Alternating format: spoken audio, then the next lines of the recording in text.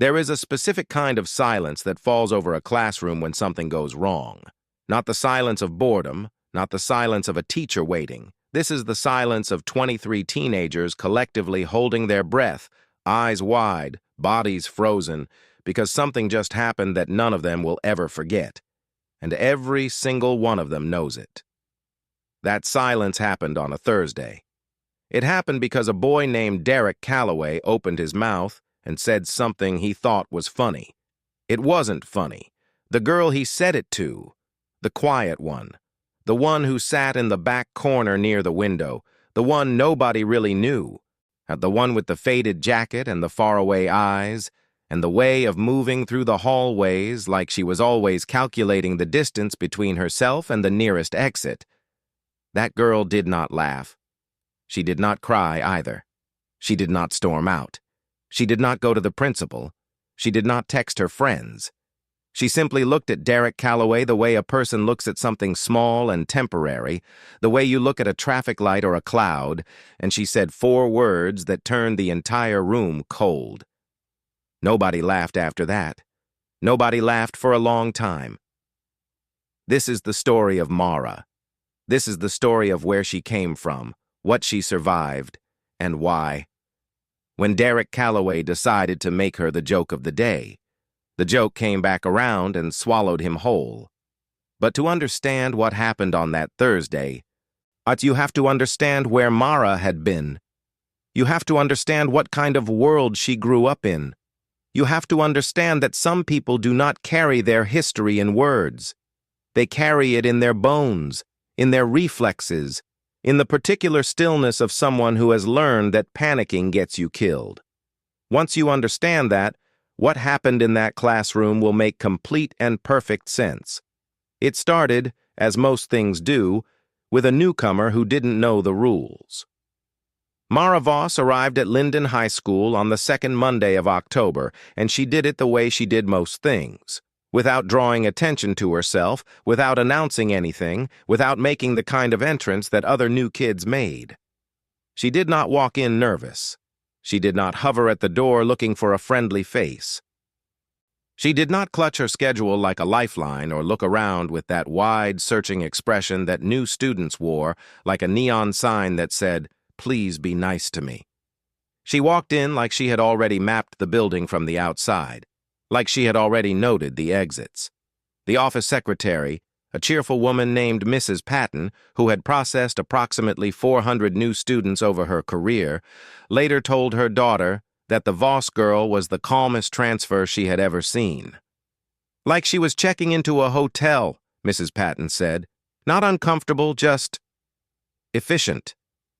Mara collected her schedule, her locker assignment, and a photocopied map of the school that she folded into a precise rectangle and slipped into her jacket pocket without looking at it. And she had already memorized the layout from the county district's website the night before. She had done this 4 times now. Different schools, different towns, same procedure. Her first class was AP Biology, second period. She arrived 3 minutes early, chose the seat in the back left corner, farthest from the door, best sightline to the room, window to her left, and opened her notebook to a clean page. The teacher, Mr. Hendricks, introduced her to the class. Mara stood, nodded once, sat back down. She did not smile the performative smile that teachers expected. She did not say she was excited to be there. She was not excited. She was present. There was a difference. The class moved on. Most of her classmates forgot about her within 10 minutes. That was fine. That was the goal. Except for Derek Calloway. Derek was 17, broad-shouldered and possessed of the particular confidence that comes from being funny in a town where being funny passes for intelligence. He was not cruel in the way that movies depict cruelty. He was not a bully with a vendetta or a villain with a plan. He was something more ordinary and more dangerous than that. He was a boy who had never once been made to feel the weight of his own words, and so he threw them around like they were free. He noticed Mara the way he noticed most things, as potential material. The jacket, the posture, the way she ate lunch alone, not with the sad energy of someone who wanted company and didn't have it. but with the focused energy of someone who preferred it. He cataloged these things without thinking, the way a comedian catalogs details, and he filed them away. He didn't use them right away, but he was patient, in the way that people who enjoy an audience are patient. He waited for the right room, the right moment, the right number of witnesses. He got his moment in Mr. Avery's social studies class, 3 weeks after Mara arrived. Mr. Avery had assigned a current events presentation. Each student picked a topic from a hat. Mara drew a card that read, Resource Conflict in Developing Nations. She presented on a Tuesday, 10 minutes, no note cards. She spoke about water rights, about land seizure, about what happens to families who live on top of something powerful people want. She cited 3 separate academic sources from memory. She described one particular event, a village in a region most of the class had never heard of, a water source poisoned, in a community that had to decide between leaving or dying slowly, with the flat, precise language of someone describing something they understood not from a textbook, but from a place much closer. Mr. Avery gave her an A. The class clapped.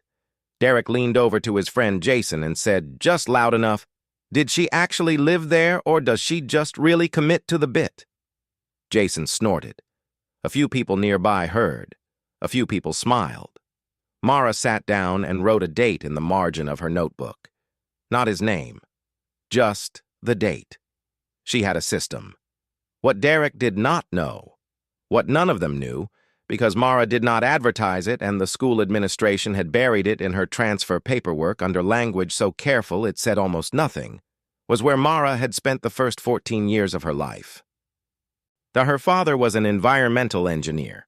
Her mother was a field medic. They had met in one of those places that appears on maps, but not in conversations, a territory where several overlapping catastrophes had been quietly happening for decades. Resource depletion, paramilitary conflict, disease cycles, infrastructure collapse.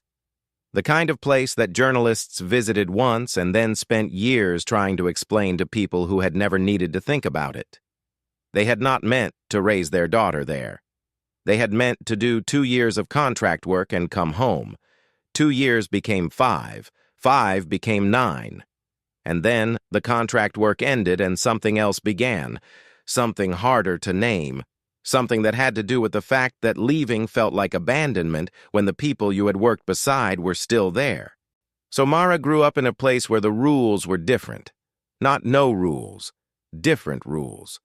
Rules that had nothing to do with social hierarchies or popularity or what jacket you wore.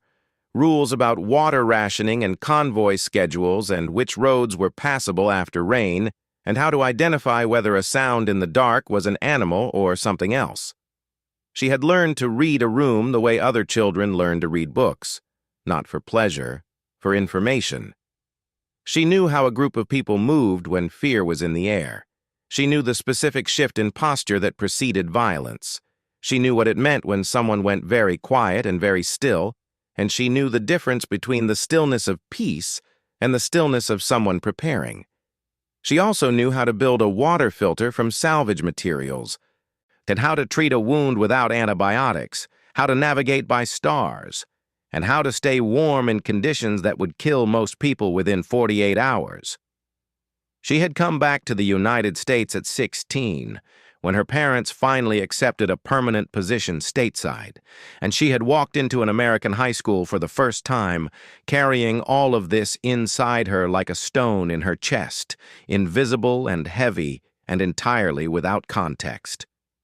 The thing nobody understood, not Derek, not the kids who smiled at his jokes, not even the well-meaning teachers who tried to draw her out, was that Mara was not quiet because she was shy. She was quiet because she was listening, always cataloging,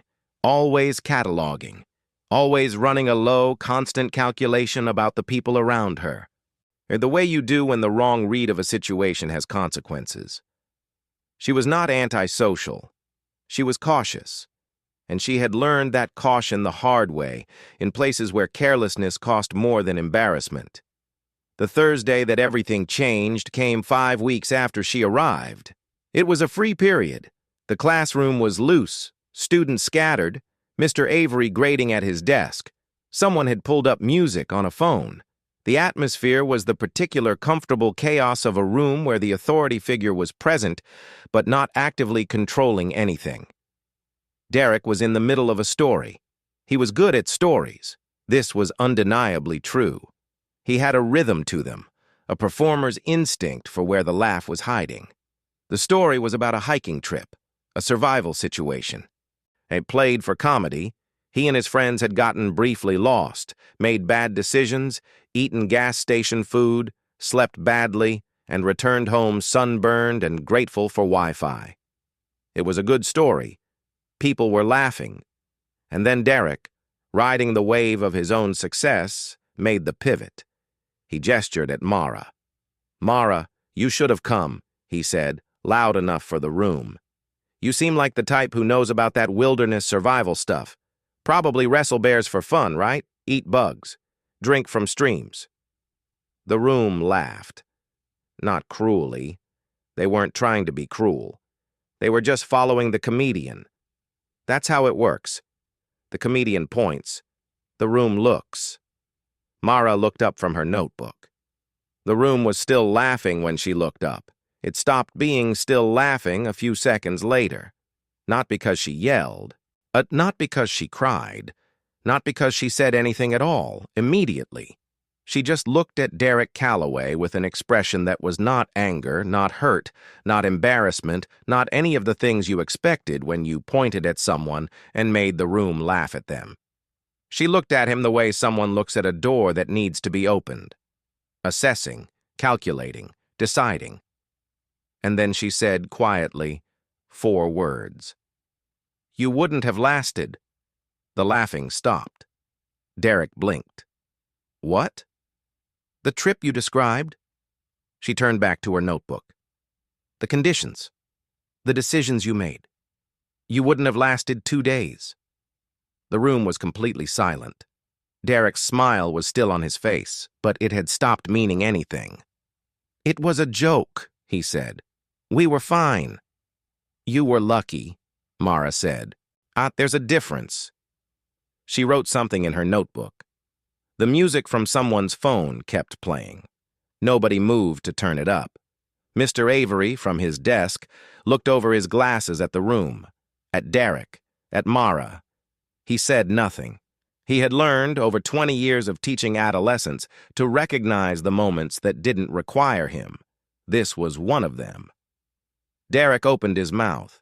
He had a follow-up. He always had a follow-up. That was the whole engine of him. But something about the way Mara had already returned to her notebook, already dismissed him, already moved on, made the follow-up die somewhere in his throat. He looked at Jason. Jason looked at his desk. The bell rang 4 minutes later. People filed out. In the hallway, the story fragmented and spread the way all good stories do, told and retold, with each teller adding something, losing something, keeping the core of it, because the core of it was too good to lose. She said he wouldn't have lasted. She said it like it was a fact, like she was reading from a report, like she had already run the math, and the math didn't care about his feelings.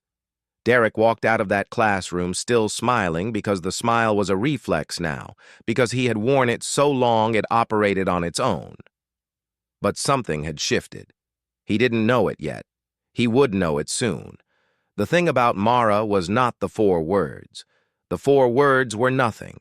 The thing about Mara was everything that came before them, the 14 years of a life that made those words true, and everything that would come after.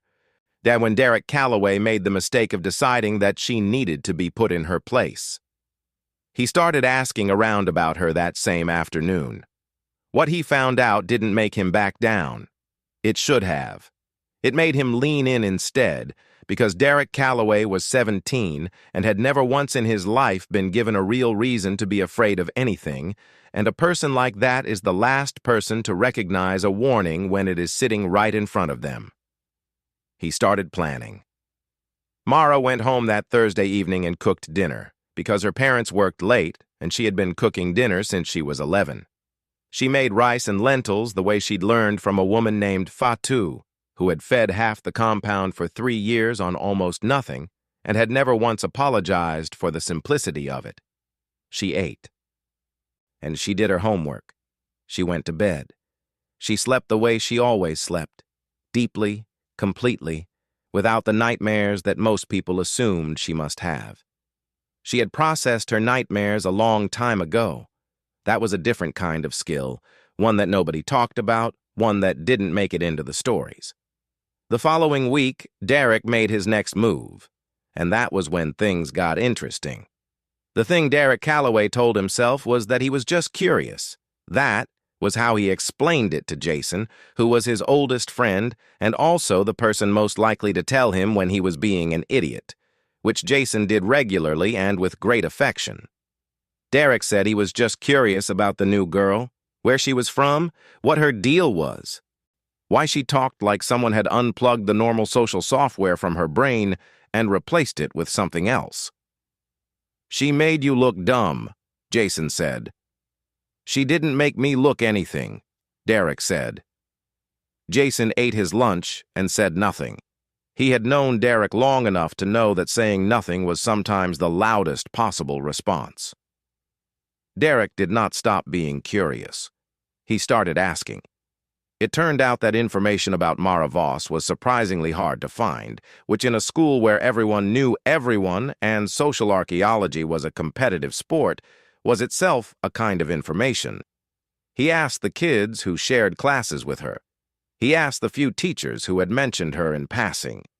He tried to find her on social media and found nothing, no accounts, no tagged photos, no digital footprint whatsoever. And the absence of a digital footprint, in the year of our Lord when teenagers documented their breakfast, was almost more alarming than anything he might have found. What he eventually pieced together came from a mix of sources. The guidance counselor's assistant, a junior named Priya who had filed Mara's enrollment paperwork, mentioned to a friend that the transfer documentation listed 4 previous schools in 6 years, and that 2 of them were international schools. Not the kind of international schools that rich kids attended in Paris or Tokyo. The kind in places that showed up on the State Department's travel advisory list. Someone's older sibling, home from college. Ian had met the Voss family briefly at a neighborhood gathering and mentioned that the father worked in environmental remediation and the mother had some kind of medical background, the kind of medical background you got from field work in places without hospitals, and that both of them had the particular ease of people who had stopped being impressed by inconvenience a long time ago. A teacher, not at Linden, at Mara's previous school, had apparently told a colleague that Mara was the only student he'd ever given full marks to on the AP Human Geography exam because she corrected 3 errors in the source material with personal experience and cited her corrections with more precision than the textbook. Derek filed all of this away. He was building something, and he could feel it forming the way a comedian feels a bit forming. The shape of it, the arc, the moment where the setup paid off. He wasn't entirely sure what the payoff was yet. He knew that it involved an audience. He knew that it involved Mara being in the room. He was still telling himself it wasn't malicious.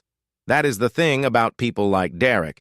They genuinely believe they are just being entertaining.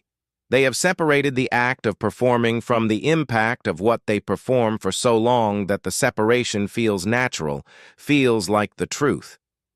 He was not trying to hurt Mara. He was trying to be interesting. The distinction to Mara would have meant nothing. The opportunity came during the school's annual Outdoor Education Week, a 3-day program that Linden High ran every November for the junior class. Yeah, it involved camping, team challenges, rope courses, and the particular democratic misery of sleeping in tents in 40-degree weather with people you had carefully avoided all year. The program was run by a man named Brock, who was the school's PE teacher and who approached outdoor education with the evangelical intensity of someone personally wounded by teenagers who couldn't start a fire. He was good at his job. He was also the kind of person who, when he recognized real competence, became very still and very interested, like a hunting dog who has caught a scent. The first day was orientation and setup. The second day was the challenges.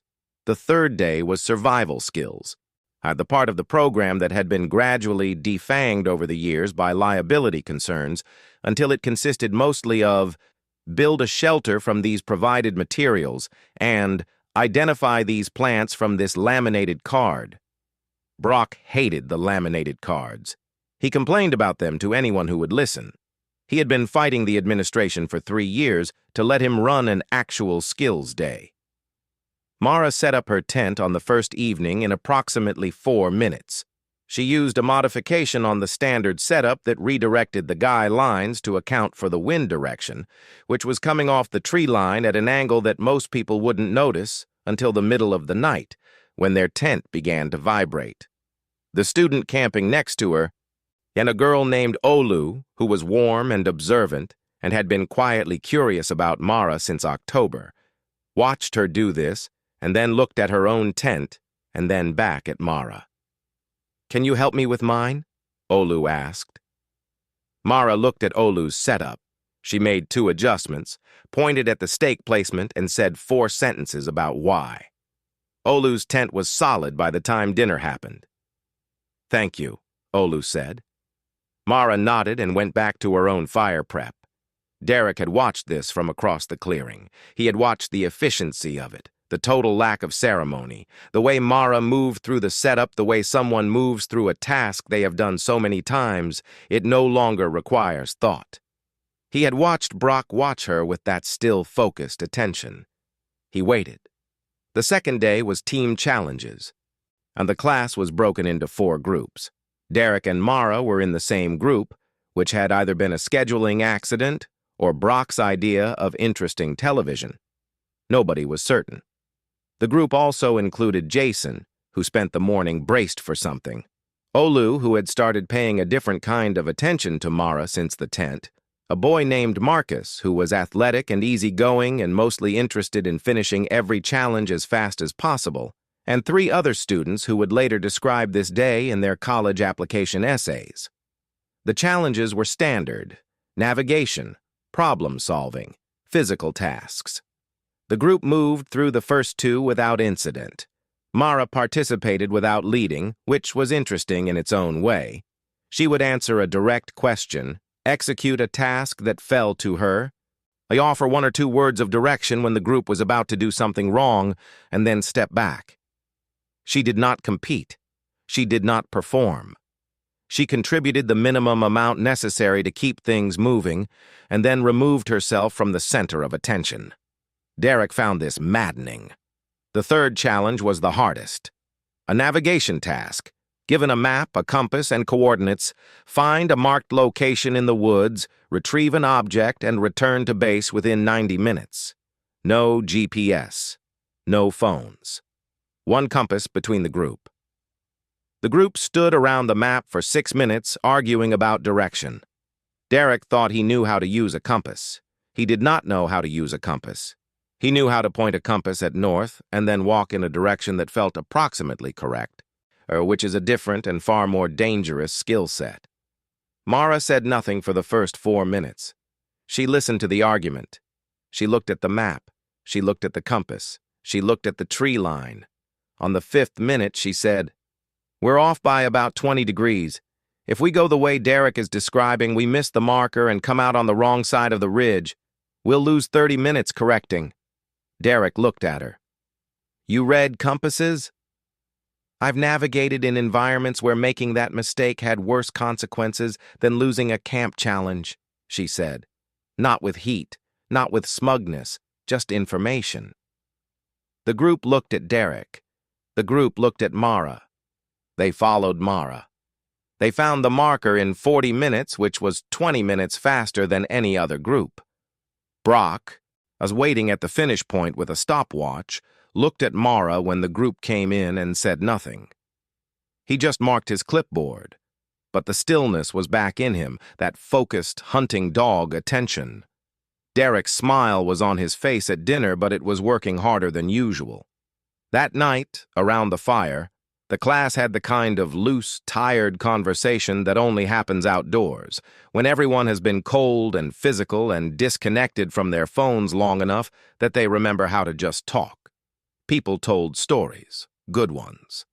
The fire and the dark had a way of drawing out the real material. Someone asked Mara.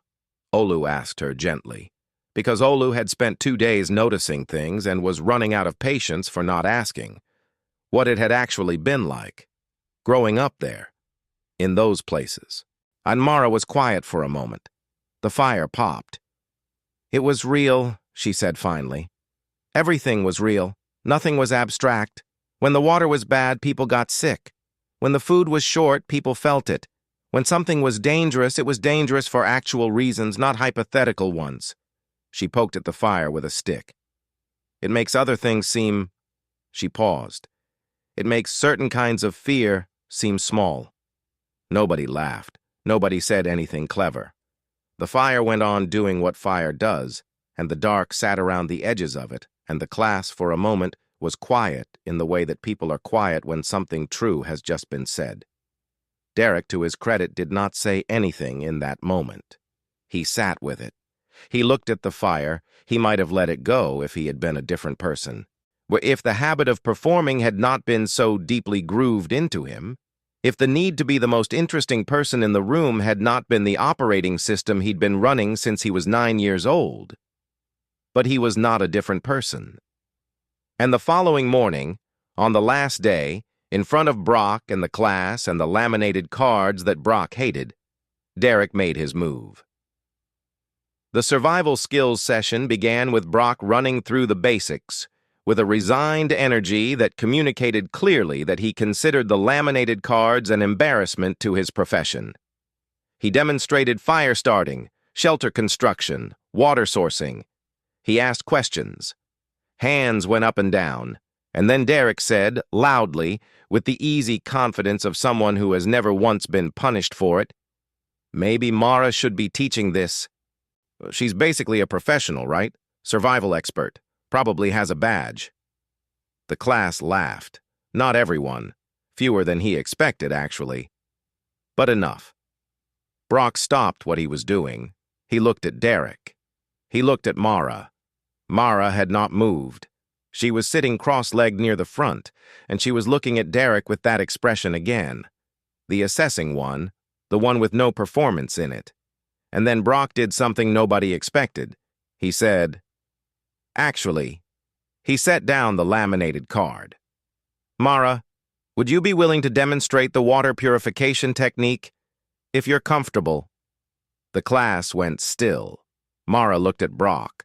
Something passed between them. Not words, just the communication of two people who understood each other's vocabulary without speaking it. A question and an answer. She stood up.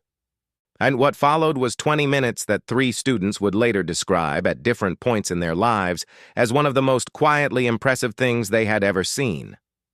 She did not show off. That was the thing. Showing off would have been easier to dismiss. Instead, she simply worked, demonstrating each step with a practitioner's economy. No wasted motion, no unnecessary explanation, every action purposeful and in sequence. And when she spoke, it was in the plain language of someone who taught because the teaching was useful, not because the teaching made her look good. She built a solar still from materials that were not on the provided supply list, materials that were just present in the environment. A piece of clear plastic from a discarded water bottle cap, a container, 2 forked sticks, and the understanding of how condensation works. She explained the principle in 40 seconds. The execution took 6 minutes. She purified water from a source that Brock had specifically chosen because it was the one students were supposed to avoid, too murky, too biologically active, too risky. And she made it safe. She did it without drama, without announcement, without a single glance at Derek Calloway. When she was done, Brock looked at the class and said, "Questions?" The silence was different this time. Not the shocked silence of the classroom, not the fire circle silence of something true being said. This was the silence of 23 teenagers recalibrating something. Derek was recalibrating too. He just didn't know yet what he was recalibrating into or where the recalibration was going to land him. He found out the next day. Back at school, back in the fluorescent light and the managed temperature and the reliable architecture of hallways and lockers and bell schedules, the thing that had happened during outdoor education began to settle into the social fabric. Stories traveled. They always did. But the tone of these stories was different from the ones Derek usually generated. There was no punchline to this story. The punchline kept wanting to form and then refusing to. He still had an audience. He still had Jason, who was loyal, and a half-dozen other people who laughed at his jokes. But something had shifted in the room, in the invisible architecture of who was interesting and why. Olu had started eating lunch with Mara. Marcus had asked Mara to explain the compass thing in more detail. So because he was joining the Marines after graduation, and the navigation content was legitimately relevant to his life. Two people Mara had never spoken to stopped her in the hallway to ask about the solar still. Derek watched all of this from a distance with his smile on and his hands in his pockets, and he processed what he was watching, and what he processed made him decide to do the thing that he should not have done. He decided to confront her, one-on-one, no audience, because he had convinced himself that what had happened was a performance, and that performances required witnesses, and without witnesses, he could talk to the real Mara. The one he'd invented in his head, the one who was actually just a regular girl with an unusual biography who had gotten lucky a few times and been in the right place.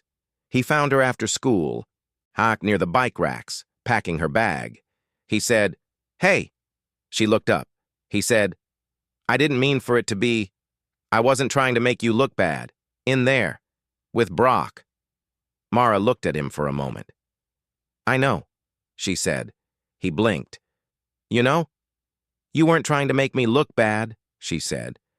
"You were trying to make yourself look interesting. There's a difference." She zipped her bag. "Most people can't tell what they're actually doing when they do things. That's not a character flaw. It's just a thing." She picked up her bag. "But the next time," she said, "I'd appreciate it if you found a different subject." She walked away. Derek stood at the bike racks for a while. He was still standing there when Jason found him 5 minutes later, and Jason, who had known Derek for 11 years and had very good instincts about his friend's interior states, took one look at him and said, "What happened?" "I don't know," Derek said, which was the most honest thing he had said in weeks. What happened next? What happened when Derek went home and sat with this and arrived at school the next morning with something new settling in him, something uncomfortable and unfamiliar that he didn't have a name for yet? That was where the real story lived.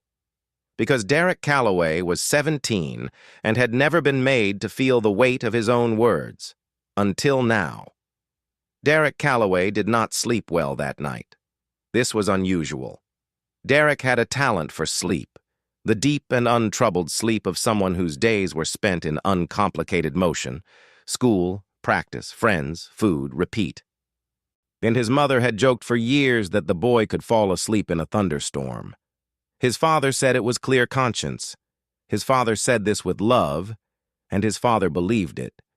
And until approximately Tuesday evening of that week, Derek had believed it too. He lay on his back and stared at the ceiling and ran the bike rack conversation through his head on a loop. You were trying to make yourself look interesting. The thing was, and this was the part that kept snagging, the part he couldn't get past, she hadn't said it like an accusation. She had said it like a diagnosis. Like she had looked at him, identified the operating principle, named it, and moved on, with the brisk neutrality of a mechanic explaining why an engine part had failed. No anger, no satisfaction, no victory. That was what kept snagging. And he had spent 4 weeks preparing for anger or hurt, or the particular deflated look of someone who had been outplayed. He knew how to respond to those things.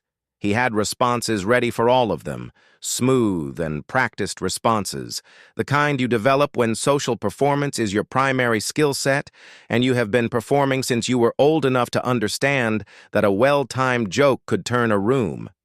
He did not have a response for being accurately diagnosed and then dismissed.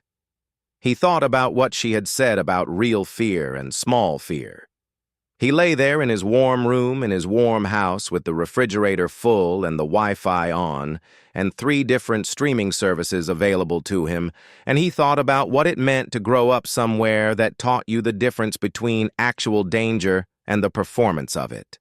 And he had never been in actual danger. He understood this for the first time with a completeness that was uncomfortable. He got up at 3 in the morning and ate cereal standing at the kitchen counter and thought about the hiking trip he had told the story about. The one that had started all of this, the one that had been so funny, the bad decisions and the gas station food and the comfortable insufficiency of it. He thought about what Mara had said. You were lucky. He thought about the word lucky, how luck was a kind of ignorance, how you only needed luck when you didn't have something more reliable. He went back to bed. He slept badly. He woke up with something sitting on his chest that he couldn't name. He went to school. The hallways were the same hallways. The locker was the same locker. Jason was at the usual corner. Coffee in hand, and gave Derek the look that meant you still weird. And Derek gave the shrug that meant working on it, and they walked to class. In AP English that morning, the class was discussing a memoir about survival. A real one, written by a woman who had lived through a period of extreme civil unrest in a country that the students had to look up to find on a map. The teacher, Ms. Briggs, had assigned it 3 weeks ago. Most of the class had skimmed it. A few had read it properly. Mara had read it twice. Derek could tell from the margins of her copy, visible from 2 seats away, dense with small handwriting, annotations that went down the sides and continued in the blank pages at the back.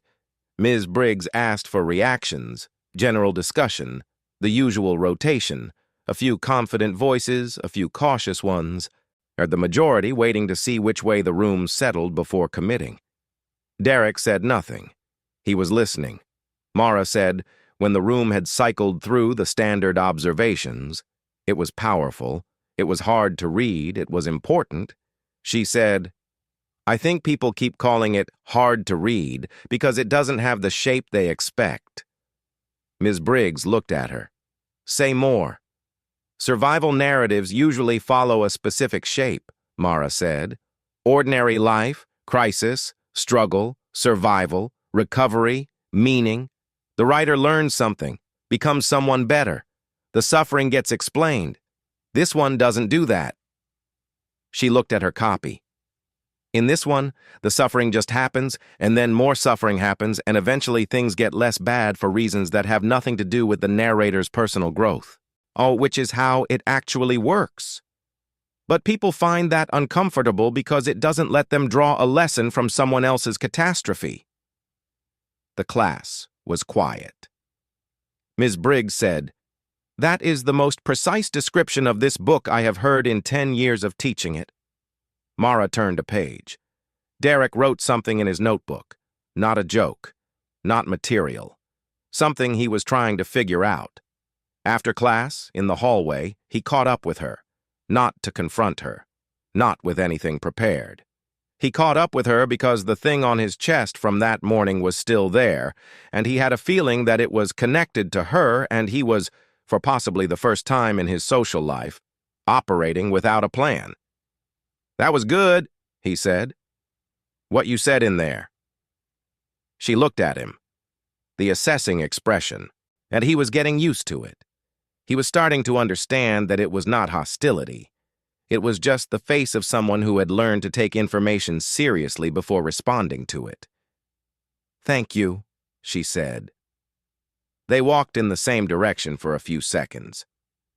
I've been thinking, Derek said, about what you said at the bike racks. Okay, she said. The part about not knowing what you're actually doing when you do things. He paused. I think that was true. About me. Mara said nothing. She was listening. I've been performing for so long, he said, that I genuinely stopped knowing the difference between performing and just existing, being a person, without an audience. It was the most honest sentence he had said in public since approximately the 5th grade. It came out sounding different from his normal voice, thinner, or less produced, and he felt briefly and acutely exposed by it, the way you feel when you've been keeping a room at a specific temperature and someone opens a window. Mara walked beside him for a moment. That's not unusual, she said finally. Most people are performing something. They just don't notice, because the performance is so practiced it feels like a self. She shifted her bag on her shoulder. The thing that changes it is when the performance starts costing you something, when the audience stops being worth it. Has it been costing me something? He asked. He genuinely didn't know.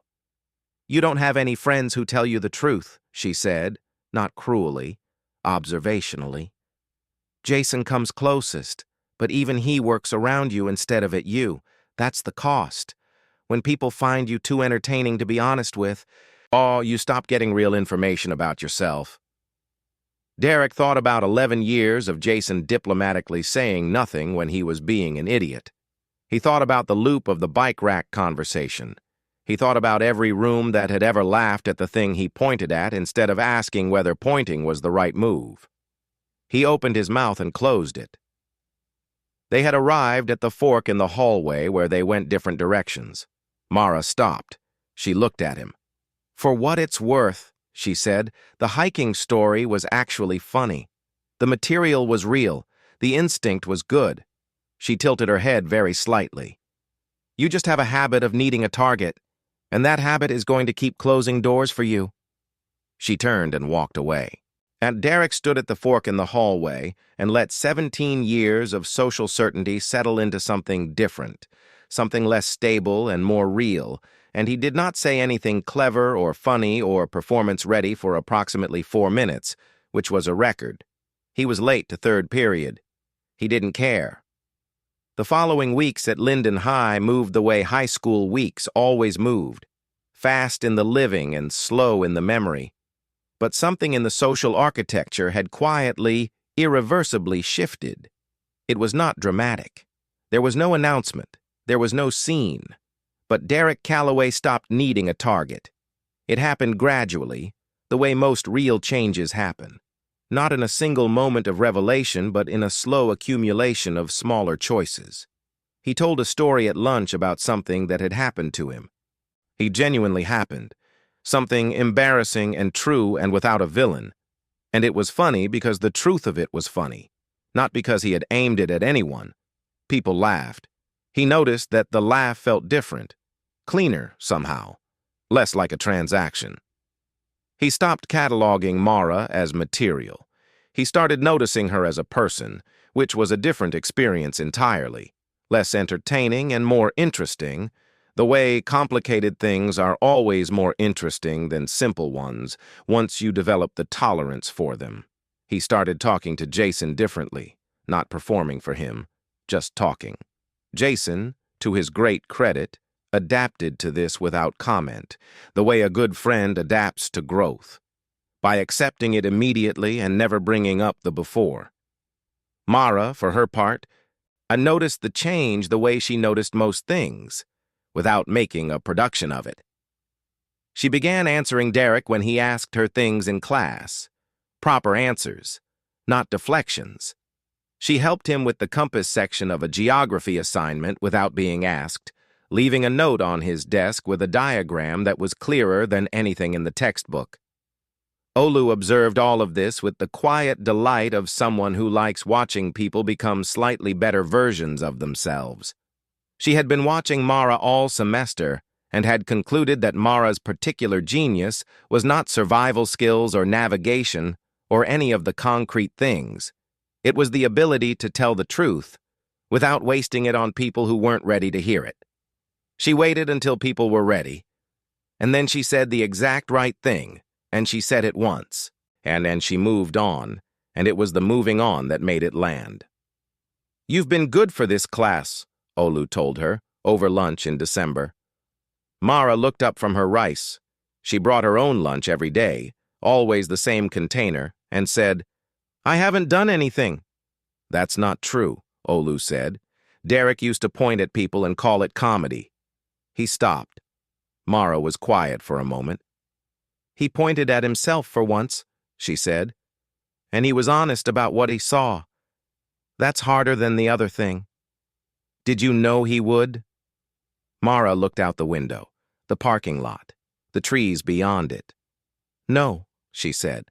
"Some people look in and decide the reflection is wrong. He decided to believe what he saw." She picked up her fork. That part was his. There is a particular courage in that, in the kind of change that is not forced, not performed, not done for an audience. The kind that happens quietly, in the middle of the night, standing at a kitchen counter eating cereal. The kind that is its own witness. What Mara Voss gave Linden High School that year was not drama. It was not a spectacle. It was not even exactly a lesson.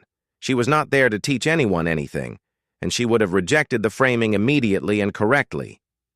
What she gave them was a way of being in the world that had nothing to do with how they saw her, nothing to do with whether they liked her, or understood her, or felt comfortable around her.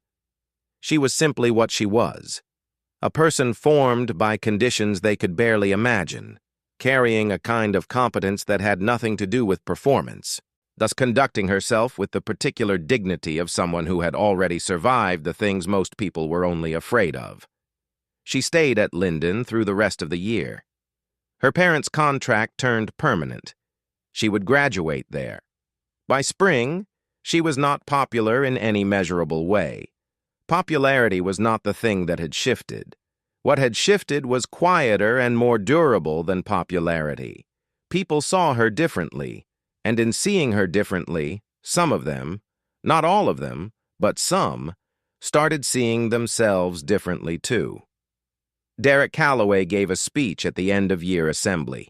He was known for this, the speeches, the performance, the room reading. He gave a good one. He made people laugh.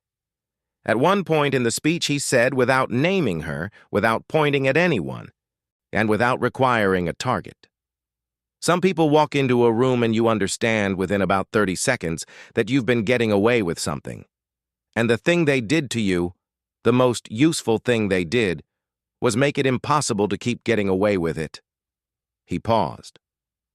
"That's not a comfortable gift," he said, "but it's a real one." In the back left corner near the window, with the faded jacket and the notebook in her lap, Mara Voss wrote a date in the margin. Not his name, just the date. She had a system, and her system, unlike Derek's, had never required an audience.